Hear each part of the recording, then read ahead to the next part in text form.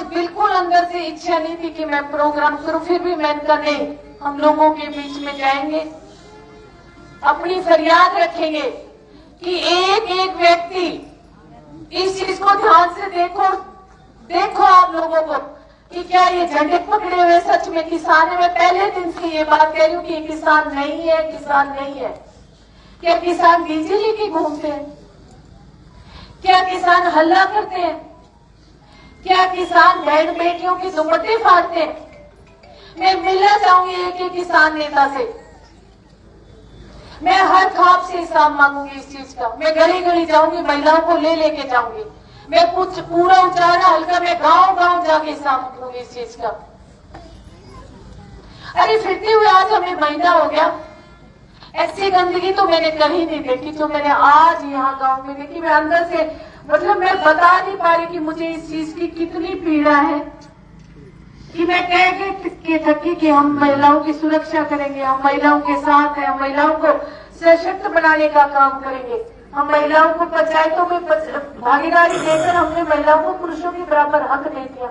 पर आज जो मेरे साथ हुआ है, मेरी गाड़ी का शीशा तोड़ा गया, मेरे पर ईंट फेंकी गई मेरी बहनों के कपड़े पर, उसके बाद मुझे लगता है कि हम 21वीं सदी में प्रवेश नहीं कर रहे। आज भी हमारी बहन बेटियां उसी 14वीं सदी की है जहां बहन बेटियों के साथ क्या होता था। मैं कहती हूँ महाभारत आज तो सरेआम जैसे द्रौपदी का चीरहरण हुआ है। मैं तो हाथ जोड़ के आप लोगों से कह रही हूँ कि जागरूक हो जाओ, माता शक्ति जागरूक हो जाओ, अपने हकों की लड़ाई लड़ो। कोई अपना साथ देने वाला नहीं है, कोई भी। हमें अपने अधिकारों की लड़ाई खुद लड़नी होगी। क्या मैं इतने पुरुष यहाँ खड़े, मैं आपसे एक बात पूछ सकती हूँ? क्या आप मुझे इंसाफ दोगे? दोगे क्या? क्या दोबारा ऐसे हमारे साथ गलियों में ये होएगा? वोट दो ना दो, देखो वोट हर गांव में जाते हैं, चौपाल के अंदर वोट मांगने के लिए जाते हैं। आप वोट ना दो, ये आपका मौलिक अधिकार है किसी को, पर बेआबरू करना ये आपका अधिकार नहीं है कहीं भी। बहन जी, ये किसान का डंडा का नीचे कांग्रेस के वारा तत्व थे, जो भी है डंडा का उस पर जो भी है, मैं कहती हूँ इस चीज को हमें बहुत सख्ताई से लेना पड़ेगा। क्या इलेक्शन में घूमने वाला आदमी घूमेगा नहीं? वोट देना आपका काम है। जिन गांव में हम गए वहां हमारे वोटर्स भी हैं, और मैं सुबह से इस चीज को टालती आ रही थी। वो गैंग 15 जने लड़कों का, शराब पी हुई, डीजे लिया हुआ, काले झंडे, किसानों के झंडे, कहते हैं हम किसानों ने हमें बेचे, हमारे नेताओं ने। फिर भी मैं बार बार कहता नहीं, इनको भी अधिकार है, ये लोकतंत्र है, ये भी अपनी फरियाद लगा सकते हैं, इनको नारे लगाने तो इनका अधिकार है। हमें अपना प्रोग्राम करो, हमें अधिकार है। पर आप दरवाजे तोड़ तोड़ के जहां प्रोग्राम करने वाले महिलाओं को ये तो बिल्कुल बर्दाश्त नहीं होगा, बिल्कुल भी। मैं तो आप लोगों से एक आग्रह करूंगी कि हमें इस चीज को थोड़ा ध्यान देना होगा। जितने भी मेरे भाई हैं, नौजवान बच्चे हैं, आप ऐसे सामाजिक तत्व वाले लोगों को पहचानो, आप उनको गांव के सामने पेश करो और गांव से इंसाफ मांगो कि ये जो गांव में घट रहा है क्या ये सही है? ये पंचायतों का काम होता है, ये खापों का काम होता है। और मैं हर खाप के नेता से हिसाब मांगूंगी, मैं उनके पास जाऊंगी, मैं उनसे बात करूंगी। क्या आज महिलाओं को हम सुरक्षित समझे या नहीं समझे?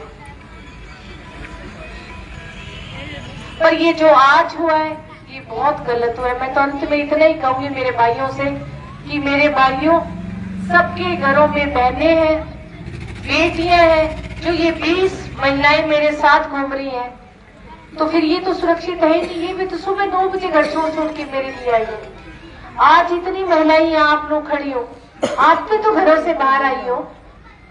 अगर ऐसे करें आप, गलियों में महिलाओं के दुपट्टे खींचे जाएंगे, उनके कमीज फाड़े जाएंगे, उनके हाथ तोड़े जाएंगे। एक बहन का पैर तोड़ दिया, मुकेश का हाथ तोड़ रखे, निर्मल का दुपट्टा गले से खींच के झटका मारा है उसको।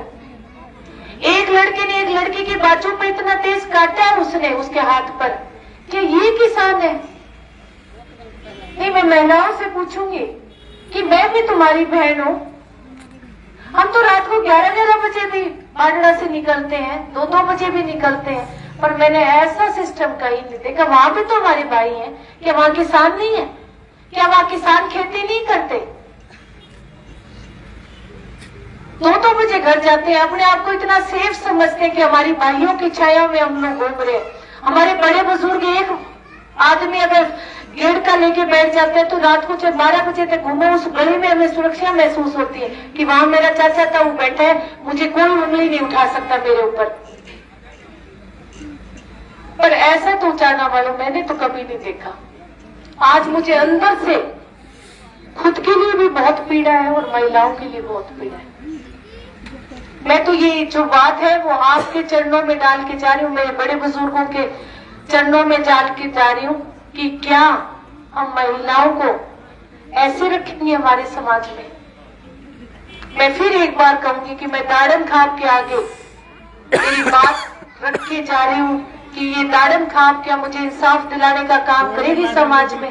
जीवन जीना आसान नहीं होता और बिना संघर्ष के कोई महान नहीं होता, और जब तक नहीं पड़ती चोट हथौड़ी की पत्थर भी भगवान नहीं होता। नाना जी आगे बढ़ो, हम आपके साथ हैं। नाना जी आगे बढ़ो, हम तुम्हारे साथ हैं। नाना जी आगे बढ़ो, हम तुम्हारे साथ हैं। नाना जी आगे बढ़ो, हम तुम्हारे साथ हैं। जिंदाबाद जिंदाबाद जिंदाबाद जिंदाबाद जिंदाबाद जिंदाबाद। आगे बढ़ो, हम तुम्हारे साथ हैं। आगे बढ़ो, हम तुम्हारे साथ हैं। मैं तो ये गुमान करके बैठी थी कि मैं हिसार की बेटी हूँ। मैंने 2 इलेक्शन लड़ लिए, मैंने कभी ये शब्द यूज ही नहीं किया कि मैं बेटी हूँ, कि मैं बहू हूँ। मैं एक उम्मीदवार के तौर पे दोनों जगह गई हूँ कि मैं आपकी उम्मीदवार हूँ, पर पहली बार मैंने ये बेटी शब्द यूज किया क्योंकि मैं हिसार की बेटी हूँ, मैं आदमपुर की बेटी हूँ। अगर पूरे जिले की भी बेटी कहता हूँ तो बहू भी तो बेटी है। ये फर्क है आप लोगों के मन में कहीं नहीं।